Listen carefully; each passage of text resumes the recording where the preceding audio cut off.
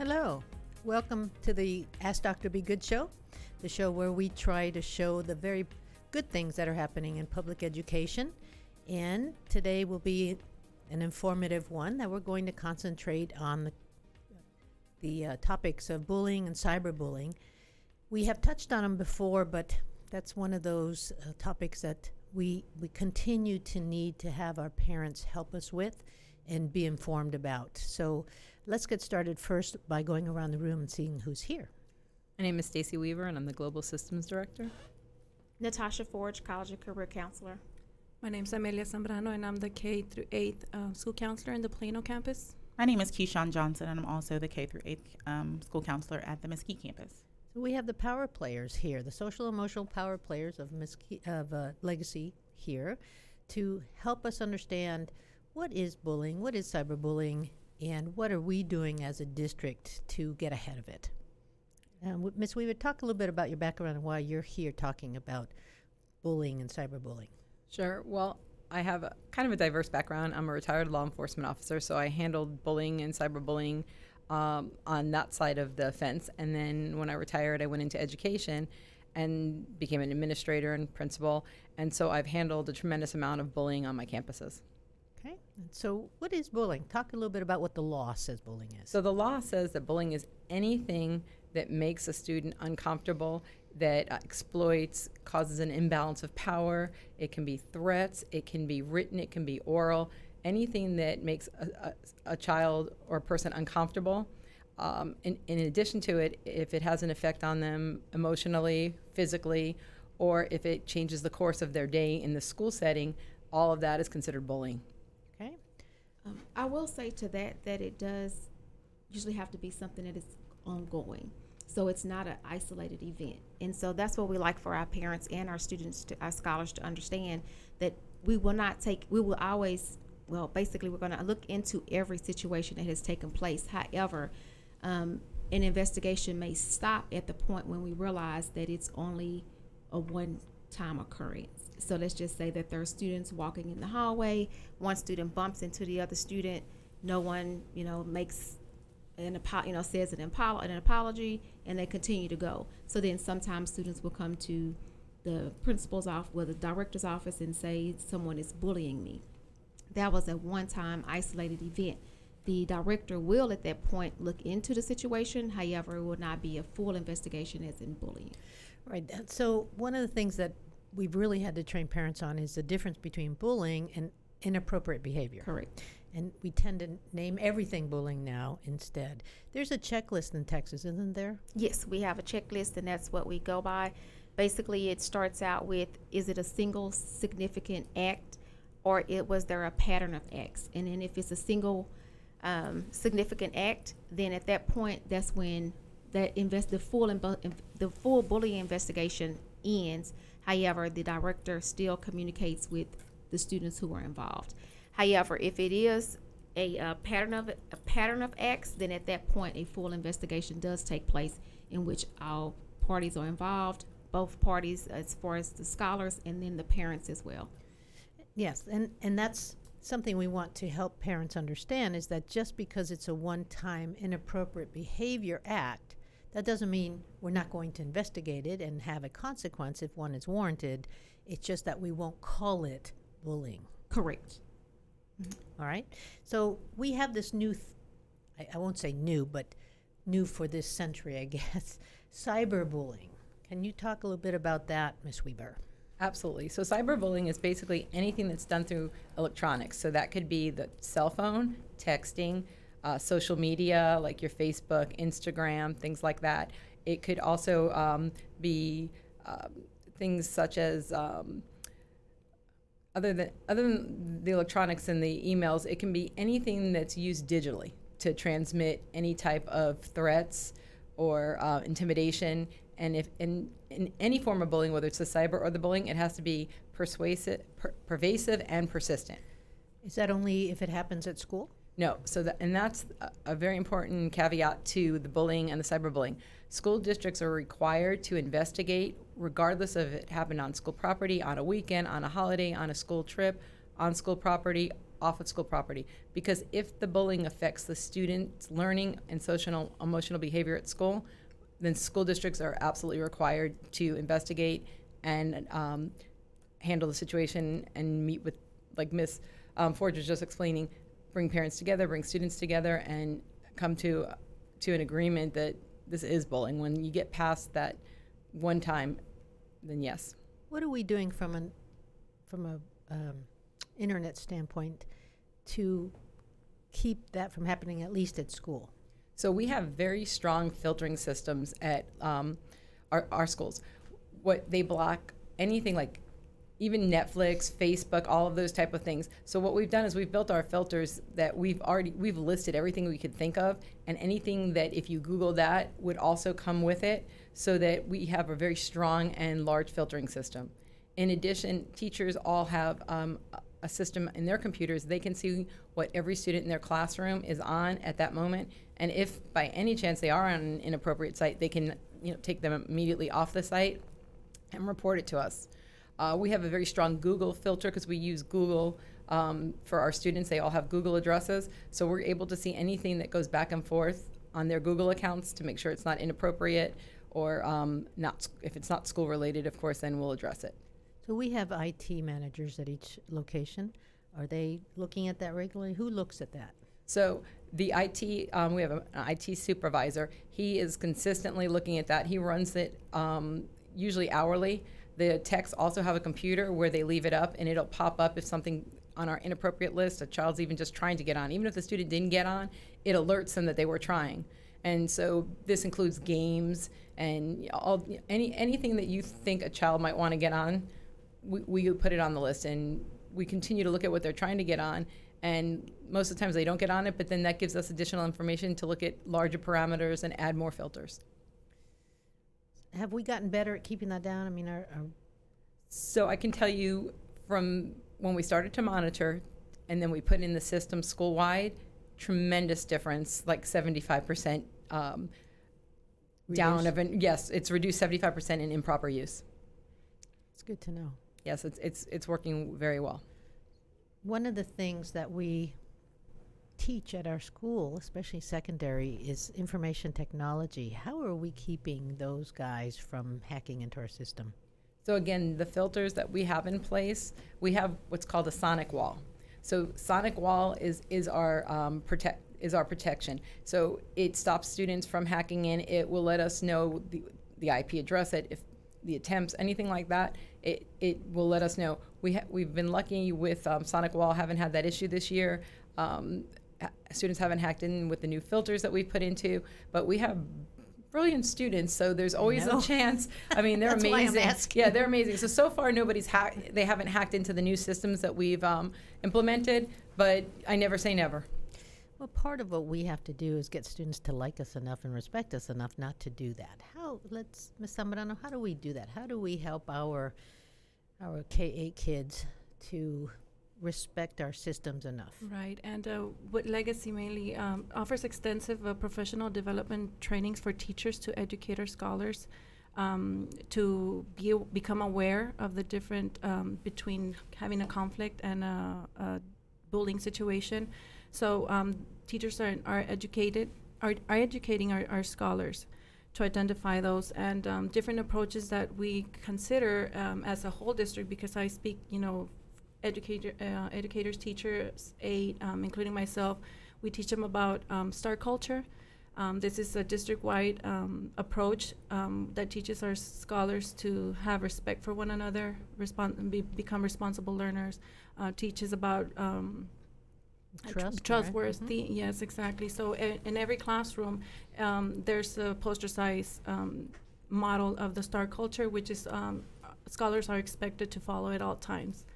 Well, I do hear, and I hope it's still true, that usually when we have trouble, especially at the beginning of the year, it's usually our new kids, our kids who have not been at Legacy for a year or two, and who haven't drunk enough of the star culture Kool-Aid, so to speak. What other things do we do, Ms. Zambrano? We positively reward our scholars who demonstrate acts of kindness, who show respect in the hallways and during specials, in the cafeteria and the classrooms, and we have certificates. We offer them kids meals. We provide them with incentives to reward for their being respectful and treating others with respect.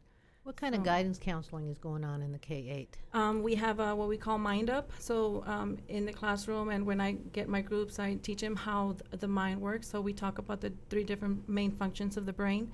So we talk about the prefrontal cortex, and the meaning that's where they receive all the information when teachers are teaching them. So that's where they begin to store in the hippocampus, and then they learn about the amygdala, which for them it starts in kinder, and it's just fascinating for them to even know, oh, I know these words, and they're so fun to learn about. So they train their brains, they train their minds to have a different mindset about the way they behave. So Ms. Johnson, you're also K-8 at Mesquite. Is there anything else that we do that you can think of? At our campus, when we have conflict resolution, we focus on the restorative circles, and being able to just sit down and be cordial to one another. We start the restorative process even and less leaning toward the punitive. We focus more on keeping our scholars in school, and the teachers through role modeling appropriate behaviors. Right. We have asked. Go ahead. You want? Oh, and just to add with the restorative circle, it's if there's a conflict, let's say, because even last week we talked about, there was a student who was very angry, something that happened in the morning before going to school. So I did a little restorative circle on, what makes you angry. So everyone gets to share how they feel about, and the things they're doing, and what can they do to not feel that way. And in speaking of the way each student understands how each one feels, it helps them, instead of pinpointing, oh, it was his fault, her fault, they focus more on finding a solution to the conflict. Because I will say, when working with the restorative circles, a lot of our students realize the commonalities that they have, and it builds empathy with our students, because you realize that you're not the only person that's going through that. You're not alone. And so when working with the students in doing restorative circles, you come to find out that students are a lot more resilient and empathetic than some adults. And so when working with them and doing the restorative circles, they're really good at resolving their own conflict. And they're really good at communicating if given the opportunity. And understanding their differences of opinions, and they respect that. So Yeah, and like any district, we have various levels of implementation, but we have asked all teachers to implement restorative circles in the morning. Matter of fact, we say that our drop-off time is really before 7:45, so teachers can pick up. Right. And then pick up at 7:45 and start your restorative practice circles, and start building that relationship and within the class. I know that not all teachers have bought into that yet. We're hoping that, this is our 3rd year, more teachers are doing that.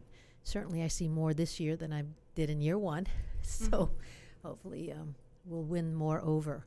And that's a good way to catch it, like from the very, first minute of the day. Even just asking them, how happy are you right now? So, and they'll identify it right away. And by that time, I know the teacher will probably call me and say, Ms. Zambrano, this student, is not feeling so good this morning. So kind of give them time to recollect, themselves, and then send them back to class. But it is very helpful. It's very effective. Part of the governor's message to around school safety is making sure that we build relationships with kids.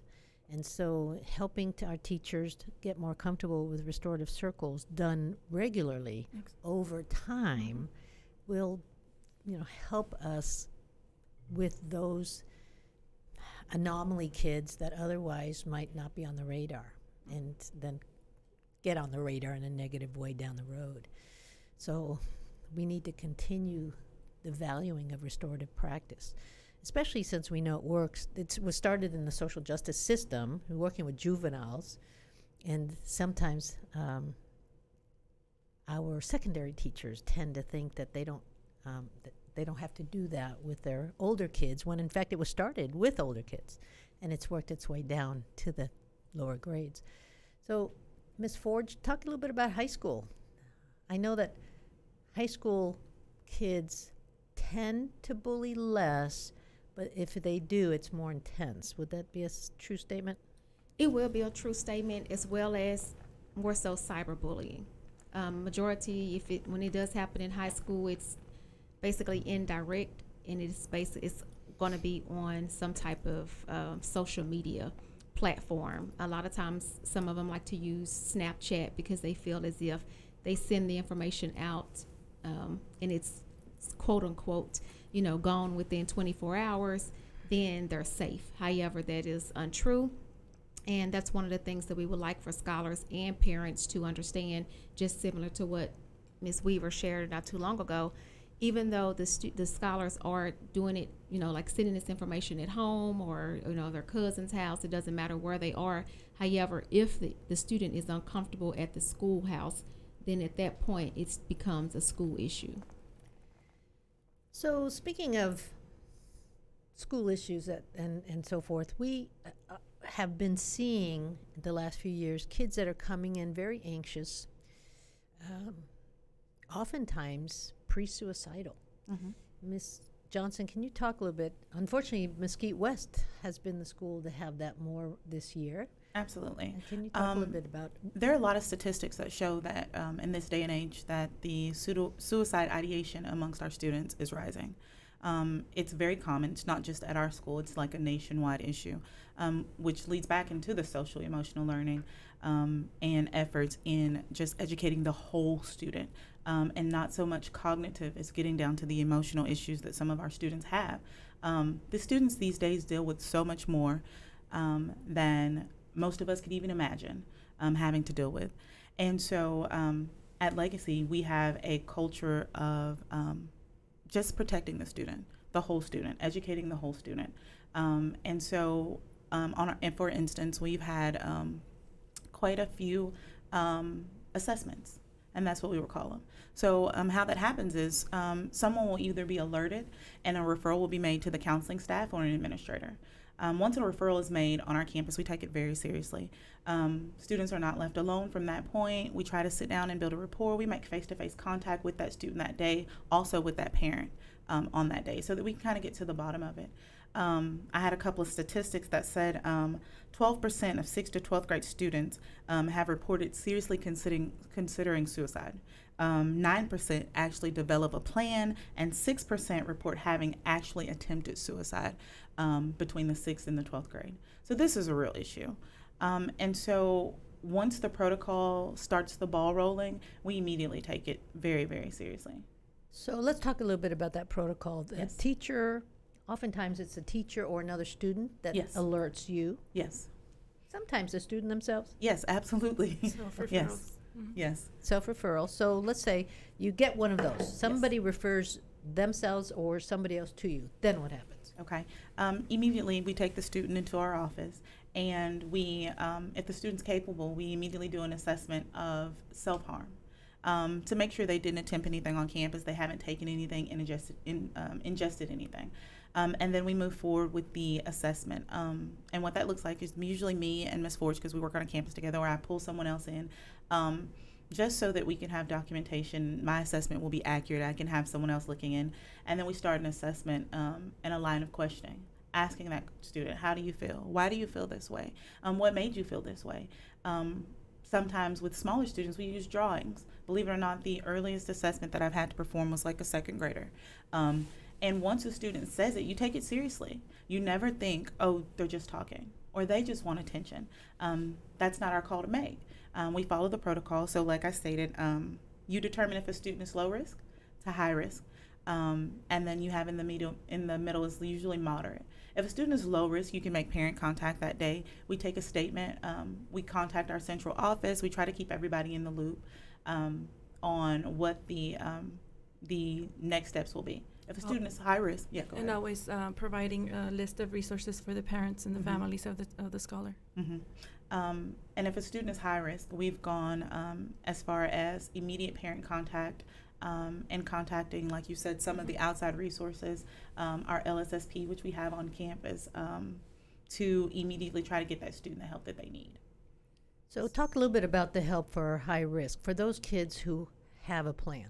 Okay. If a student actually has a plan and they can tell you when they're going to do it, how they're going to do it, why they want to do it, we immediately set up a psychological evaluation for those students. And the students are then watched from, I guess, the moment that we deem them high risk. Sometimes we're able to get a parent on the phone, and sometimes we're not. And then it becomes a team effort. It becomes a situation where you have all hands on deck. The student is not allowed to go to the restroom. So basically, we create a safety contract for the school, and also, when we contact the parents as well, at a safety contract that can be followed at home. Yeah, as and well. that's amongst reentry a lot also. So when a student is deemed high risk, and sometimes students are removed from the general education setting, sometimes they have to get the help that they need off campus. When they reenter, we do a safety contract, and sometimes that involves not being left alone, small group with the counselors. No shoelaces. Yeah. Depending on how severe it is, because ultimately we want the kids to be safe at school. Even especially when they go to the restroom, make sure that they only have the allotted time to just go And we do use their a buddy necessities. system. Yeah. So it sounds like we are on top of things, and unfortunately, because we have to, there's enough of this going on that we are getting more practice than what we'd like. Well, and I commend you ladies for being on top of your game. It sounds like our kids are benefiting from that. Anything else as we work towards the end? I had one thought. We have a reporting system that we must have. Ms. Weaver, talk a little bit about the reporting system that's online. So as far as our bullying report, so anybody can anonymously report bullying. So if a student, because many times bullying goes on and we're not aware because they're afraid of the bullies, or other students don't want to get involved. So they can go on the website and immediately report the bullying, give as much or as little information and as they want, so that an investigation can be initiated. So parents can. Where do they click there? So if on our website, it's under parent resources. And if you go under parent resources, there's an area where you can report on there. We have several other ways to do it. We have anytime you go on our website or you Google our website, even we have something that comes up that can chat or call. We've even got through, which we usually use for recruiting, but we've gotten quite a few bullying reports on there as well. And for us, anyway, parents want to report it, or anybody, we're going to take it. And so when we find those, even though we're looking for enrollment in those, we immediately address those and get a campus director involved and the counselors. So that's electronic. How other ways? We have a referral system on the Mesquite campus as well. And so there's just a sheet of paper and like a suggestion box kind of area, because a lot of students, like Ms. Weaver mentioned, don't want to get involved. And then you have those students who not necessarily don't want to be involved, they just don't want to look like our kids say, like a snitch. And they take the anonymous route of just filling out a slip of paper and leaving it with us, with the victim's name. Even if they don't know a lot of information, they can tell us it happened in this class. There were 2 students. They were in this grade. Yes. Who saw it happen. And then from there, we initiate the investigation. And it's usually really easy to find out who the alleged perpetrator is and who the alleged victim is. And with making parent contact after the investigation is initiated, we have a good system of sending home written letters to our parents, the alleged victim as well as the alleged perpetrator. And we use the word alleged because it's the initial stages of an investigation and you're not necessarily sure what happened, but you do want to alert an alleged victim's parents that something may or may not have happened on campus and that you're handling it, because most of the time people and parents just want to be heard and want to know that we are doing our due diligence to make sure their students are safe on campus. Well, sure. That's why they send them. Yes.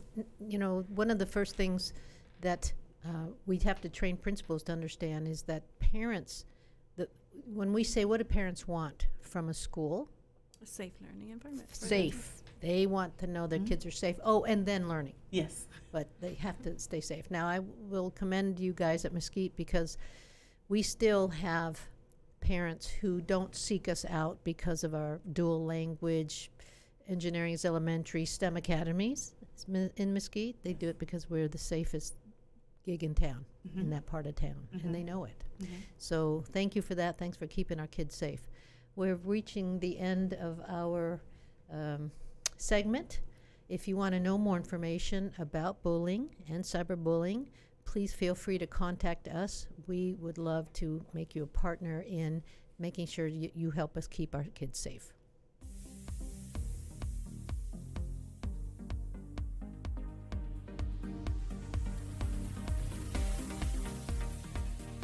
Thank you for tuning in to the Ask Dr. Be Good show. For more information on Legacy Preparatory Charter Schools, visit our website, legacypca.com, or call 469-249-1099. And remember to like us on Facebook, where we stream live weekly Tuesdays at 3 p.m.